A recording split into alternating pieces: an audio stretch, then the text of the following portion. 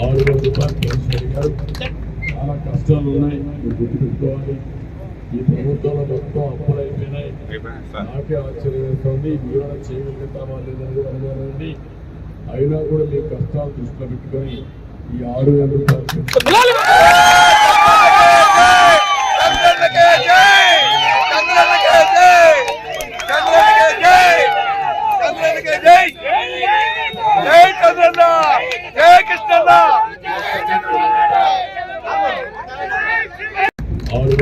Pension అడిగారు.